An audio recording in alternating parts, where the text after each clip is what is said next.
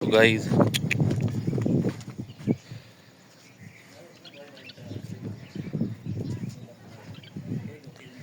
ये कुछ गधे हैं जो पानी पीने के लिए यहाँ आए हैं, लेकिन ये जाएंगे पानी के तालाब पे।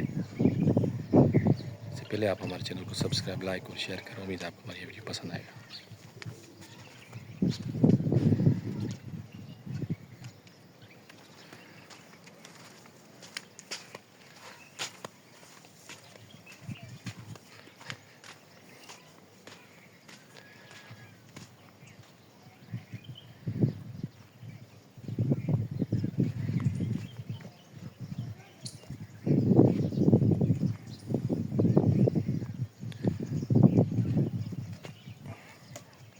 ये इनमें से एक नर है, एक सुआ गधा है जो बच्चों के बच्चे के साथ है।